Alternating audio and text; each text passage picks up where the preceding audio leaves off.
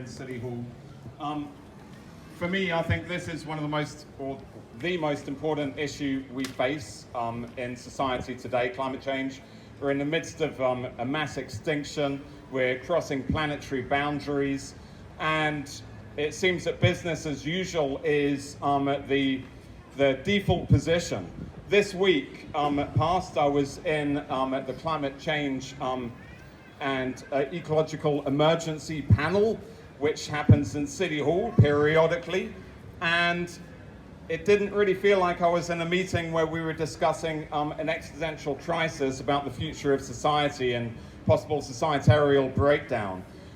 We've got ambitious goals of possibly reaching 10% increases in biodiversity and such like. We need to be so much more ambitious, and we need to hold our leaders to account. We need to be on the street like we are right now, and I can't emphasize enough that we need to be really educating everyone all the time. People don't appreciate the real issue which is ahead of us.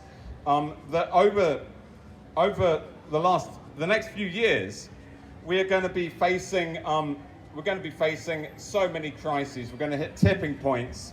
We're going to have food shortages. We're going to have extreme weather events. We're going to have refugee crises. There's going to be key species which are going to go extinct, which are going to cause a cascade effect with further extinction. And what we need to do, we need to act collectively. We need to be putting real pressure on our politicians. What's happened recently on Twitter has been so interesting. Just yesterday, the stock share price for Lockheed Martin, which is a very powerful multinational arms manufacturer, collapsed because of one tweet, one well-placed tweet. I would suggest that I've been protesting, I've been out here for 2 decades. My entire adult life, I've been asking for change, protesting, calling for change. And I've been keep on getting told it's slow, it's incremental, that if we keep pushing, we can gradually get there. And just the other day, the United Nations announced that we had passed the boundary where 1.5 degrees is no longer an option. We are looking at a world where 2.5, 3 degrees increase in temperature seems incredibly likely. And this should be alarming. The streets should be filled. We should be freaking out. But unfortunately, people are just unaware. The Land Rover driving down there, just behind us, you know, we're in a situation where if we don't act now, and if we don't get quite radical with our actions, we don't speak truth to power, we're going to be in a situation where within a century we're going to have complete societal breakdown, because we're going to have ecological breakdown. And the time is now to act. Yeah. So thank you for coming today. There's some excellent speakers who are going to be here today. I would ask for cross-party solidarity in tackling this issue. I'd ask for the different organizations representing here to work together. I'd ask you to support all of us in this, the most important fight of our lives. And thank you for having me on today.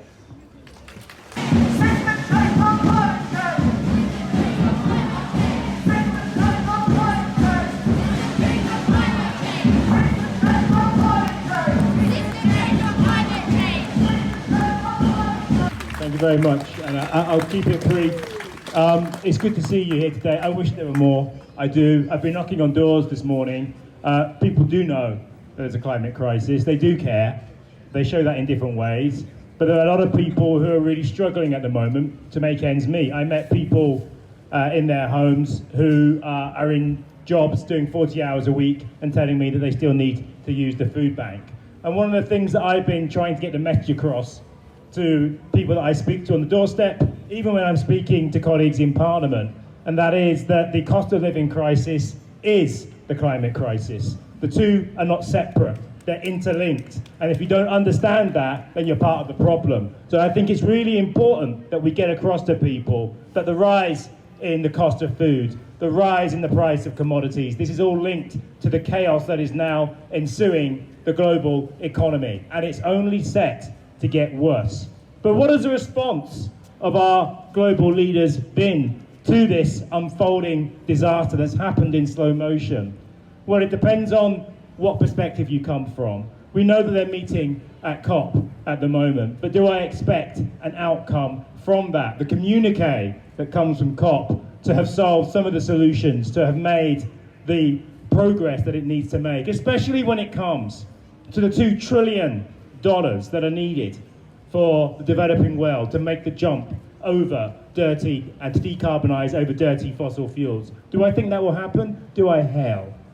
And so I think it's incumbent on all of us to understand the task before us. Don't lose hope, because if you lose hope, then there's no point in doing anything. Don't lose hope, but understand the scale of the challenge before us. And the other thing that I wanted to make clear was that if you are going to tackle the climate crisis, you're going to have to tackle inequality. Because there's a really simple story here to tell. The poor cannot give up what they don't consume. And the people who are doing the consumption, who are doing the polluting, who are doing the carbon, putting the carbon into the atmosphere, are the wealthiest. Some of us here in this here today are doing that consumption, but it's the top 1%, the top 10%, the people who run the global economy, the people who are telling us that we need to take more oil out of the ground to solve the energy crisis, the people who ultimately are not Democrats, they're people who want to see authoritarian rule as climate breakdown takes hold. These are the people, these are the enemies of dealing with the climate. These are the people who we need to understand, along with their friends in the Conservative Party, who they represent their material interests. These are the people, I'm afraid to say, who are the real opposition to the climate and tackling the climate crisis. So there is a class dimension to the climate crisis, and we have to be alive to that. We shouldn't be afraid to talk about that. And if we want to tackle the climate crisis, we're going to have to approach it from a class perspective. There's no two ways around it. Not always popular, definitely not popular in my party, but it's the truth of the matter. And until we acknowledge that, we won't be able to do what's required. But there is hope. I know myself, and you mentioned cross-party activity. Myself, Caroline Lucas, and other members of Parliament across from the SNP and Plaid and the Liberal Democrats are all putting together to put forward our Green New Deal bill, which is a comprehensive piece of legislation, which isn't just about hard hats and windmills and solar power. It's about democratizing the economy, because you've got to take control away from the 1% and give it to the 99% if you want to make the changes that we need in the time that we have. So a big part of that is about democratizing the economy. But I've also put forward my own private member's bill, which is a spin-off bill. And we're doing these little spin-off bills, you see, because it's such a big, massive Christmas tree bill, the Green New Deal bill. And it's the energy equity bill. And it's in 3 parts. And it locks in to the cost of living crisis. And it gives us something to talk about to the public. It's about universal basic energy for everyone. Everyone would get a block of energy completely free, no matter how rich or poor you are. After that, you get a social tariff so that the poorest and middle incomes get a cheaper deal. Those with the most money will pay the most for their energy after that.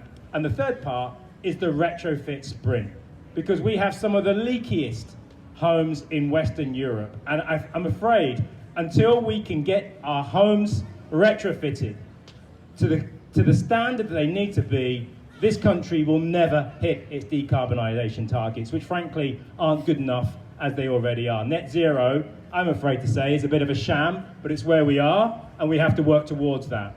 So my final point is this. The world, we make the world what it is, and we can reimagine it different and make it different if we wish. There is now an existential threat looming, as big a reason as you could ever wish for, to make the world into something different, into something better. So when you wake up in the morning, you're not rolling your eyes and thinking, yay, what next? And what we want is a world which we can be proud of and something we can hand over to our children and say, we did our best. You can work with this, because at present we can't do that. And that's what we have to work for. That's what you're doing by being here today. You're giving them hope. You give me hope down in that madhouse down there. And I hope that you understand that what you're doing today and what you do every day, talking to your friends, your families, your community, it all counts, it all acts towards making the change that we need to see if we're to have an existence in the 21st century. Thank you very much, and thank you for coming today.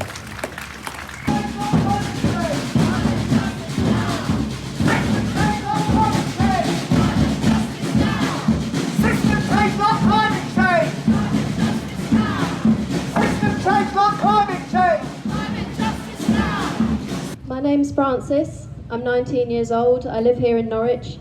You'll have to excuse that I'm reading this speech off a piece of paper. I've not given a speech in a very long time. I'm here because I've lost faith in COP. We've had 27 and we are still, to quote the UN Secretary General Antonio Guterres, on the highway to climate hell with our foot on the accelerator. In 2015, 192 countries signed the Paris Climate Agreement to keep global warming below 1.5 degrees. The UN has said that there is no credible pathway to 1.5 degrees. In fact, they have said that the combined emissions targets of those countries are currently leading us to 2.7 degrees of warming, and that's assuming that these countries keep to their targets. COP is a cop-out. 1.5 is dead. What could have been a catalyst for rapid social change that we need to repair the climate crisis has been reduced to greenwashing.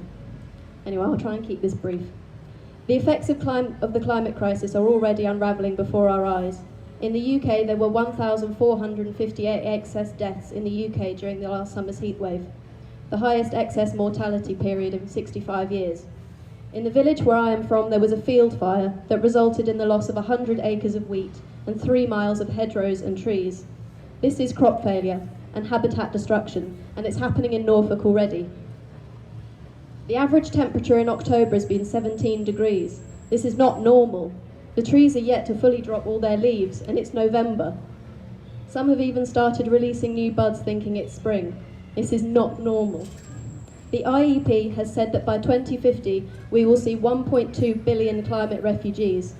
For scale, the Middle Eastern refugee crisis was 12 million. By this point, I'll be 47 years old. The Future of the Human Climate Niche has said that by 2070, that number could rise to 3.5 billion as the increasing amount of our planet becomes uninhabitable due to desertification and extreme weather events. By this stage, we'll be looking at an incomprehensibly massive humanitarian crisis. Food shortages, droughts, freak storms, and heat waves. This is by 2070. At which point I will be 67 years old. I want to be able to go outside in the summer. I want to have a life. I want to have a career. I want to live in a community in a civilized society. I want to grow up and I want to grow old. I'm being denied all of those things. I'm being denied the chance to grow old thanks to a handful of billionaires and politicians who put their own wealth ahead of the lives of everyone on this earth. I have tried emailing my MP. I have tried signing petitions. I've tried going on marches. Me and my friend Florence led 7,000 students on strike. But nothing has worked. The time for all of that is over. We must use the tactics of the suffragettes, the Indian independence movement, the anti-apartheid movement, the civil rights movement before us, and take non-violent direct action. That's why I'm taking action with Just Stop Oil. We have one simple demand: that the government immediately halt all future licensing and consents for the exploration, development and production of fossil fuels in the UK.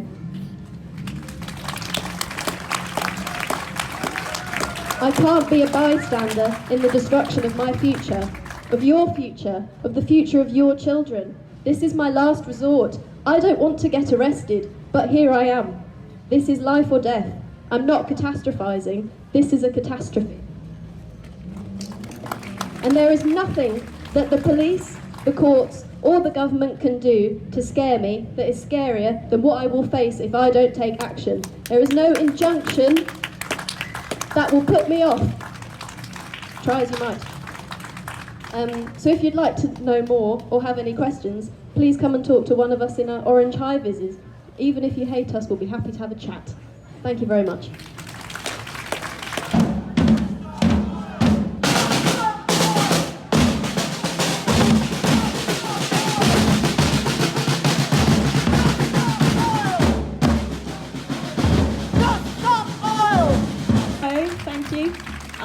I hope you can all hear me.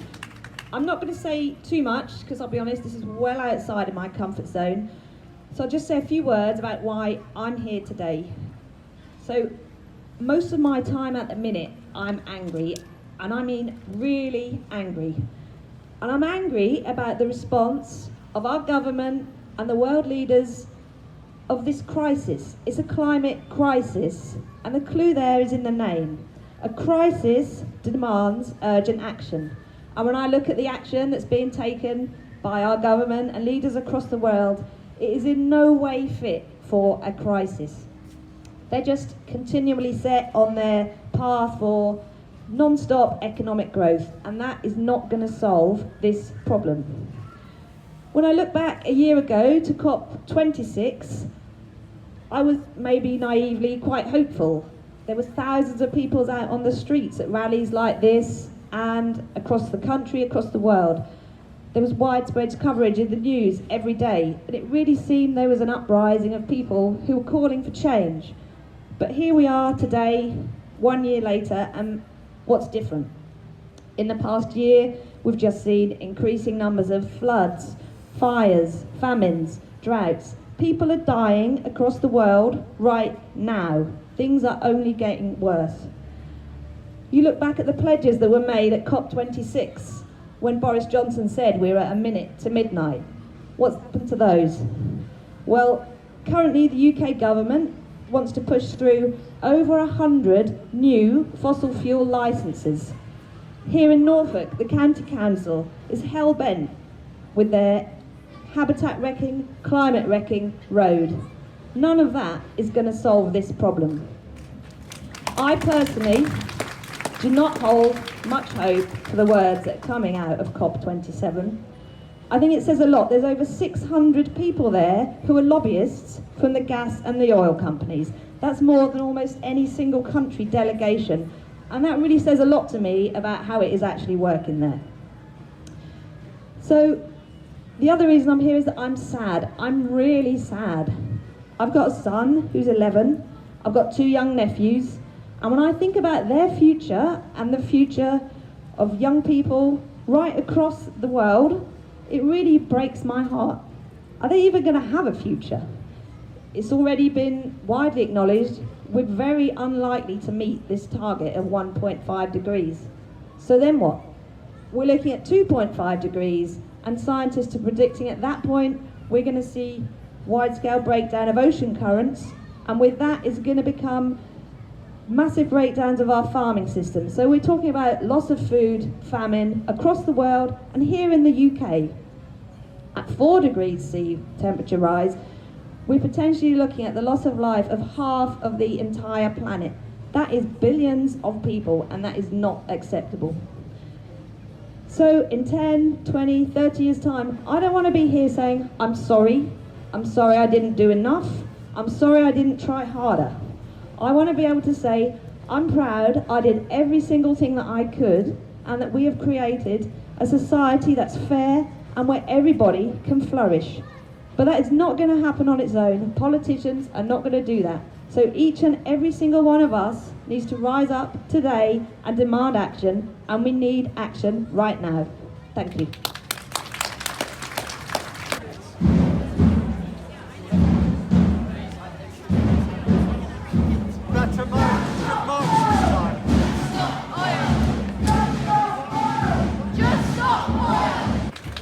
Why is it that whenever you're about to do a speech, you suddenly need to go to the toilet? It's really frustrating. So yeah, I'm James. I'm 47, very young still. I'm part of Just Stop Oil. I'm also part of Extinction Rebellion. I'm also a member of the Green Party.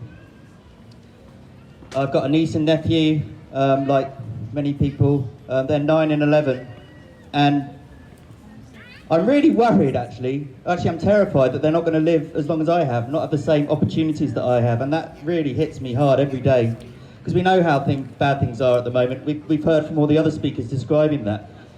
The Met Office the other day said that in spring next year, February time, 1 in 6 homes could be flooded in the UK. 1 in 6 homes could be flooded in the UK. There was an open letter sent by hundreds of lawyers this year.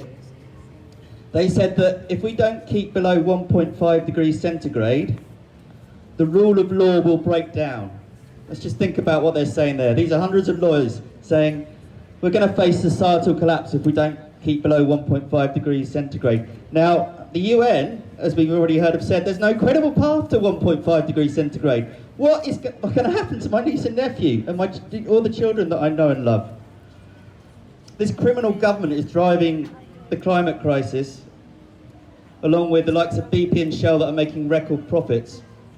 And now ordinary people, young people, pensioners are in jail on remand awaiting trial for trying to stop that. A lot of my friends are in Just Stop Oil. We've got a refugee crisis that is only getting worse.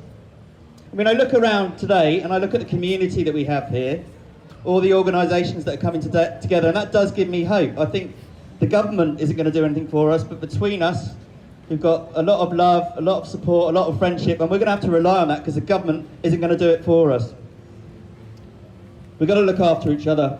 This endless growth rhetoric, this build, build, build, all I hear is death, death, death. We need to take action now. And I just want to touch on those that are under arrest at the moment, those who are in prison.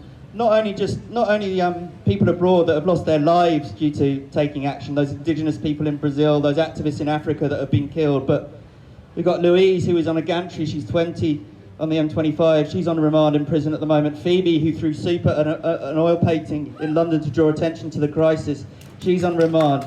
Big Dave down the road in Suffolk didn't get away with it this time, he's on remand. James Skeet, one of our spokespeople, Alfie, Josh and Louis, they were in prison for their actions. Michelle, who's being bullied in prison at the moment, having a terrible time. Diana, Chris Crock, who many of you know, he got arrested the other day, he's on remand. Taz, Nick, Mayor, Samuel, Paul, Jesse, Rachel, Isabel. They're all on remand because they took action against this criminal government. And it makes me furious that that's come to that, but I encourage everyone to look at yourselves and see what you can do. However small, however large, get out on the streets and oppose what the government's doing. Thank you very much.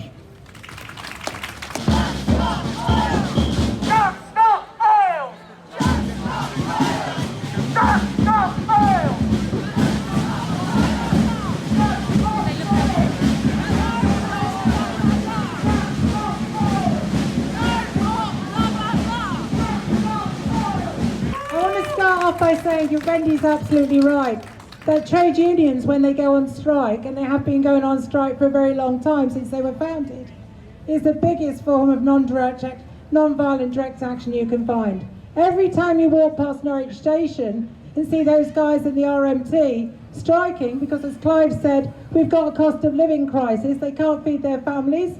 You've got people like nurses who are also going to be going on strike, more power to their elbow. How ridiculous is it that nurses who cared for us all through COVID, and in my case all through my life, actually have to go to food banks? Asda have food banks for their staff.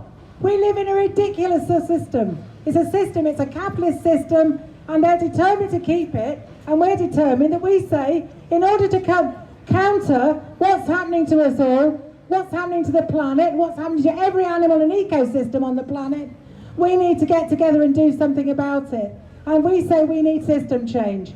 We haven't got time to tinker about with waiting for the next bloody committee to decide that they're going to do something in 5 years' time. We haven't got time. Just Stop Oil are absolutely right.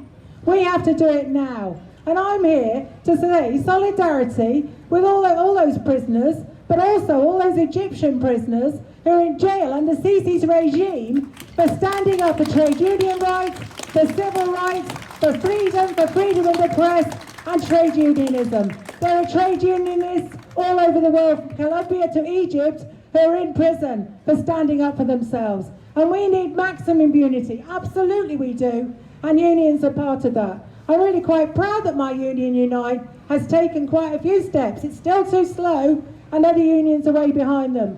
But my union stands firm for climate jobs, for nobody being made redundant or having less pay because we want a clean economy. That's what we're fighting for. Absolutely, our union is right behind that. Even in the areas where we've got people working in fossil fuel industries, they understand. If you go to Fawley Oil Refinery and ask the workers there what they want, They say we'd rather not work in an oil refinery, we'd rather work in a place that actually has green technology. But at the minute, this is all we've got, and we've got to feed our families. But they understand. Trade unionists are part of your community. Trade unionists are people who provide the services you need, and they do the work. And that shows the power. If we had a general strike tomorrow to bring down this government, we could do it. We just have to, like everyone said, persuade people that they have the power. We do have the power, but we have the power when we do it together.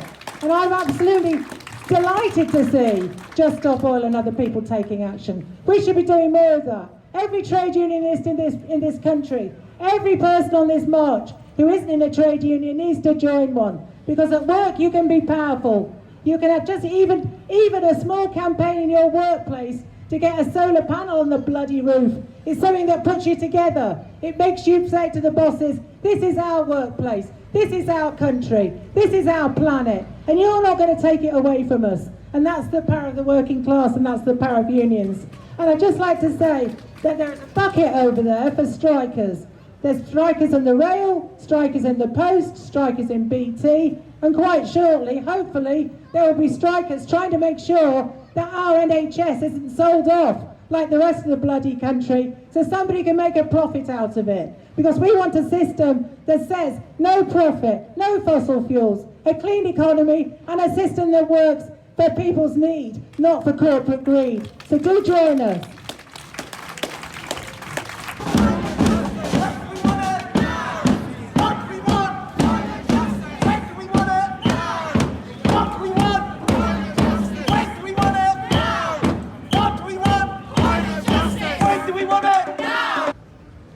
Can you hear her calling? Can you see her falling? Whoa, whoa, whoa. Can you hear her pleading? Can you feel her bleeding? Whoa, whoa, whoa. And we take, all we do is take, never learn from our mistakes, seem unwilling to believe, and we give nothing in return, content to watch her burn. When will we ever learn? Can you hear her calling? Can you see her falling? Whoa, whoa, whoa. Can you hear her pleading? Can you see her bleeding? Whoa, whoa, whoa. A cry for hope, a cry in pain, a cry for love, a cry in vain, a cry that's lost in every word, a cry so loud and yet unheard.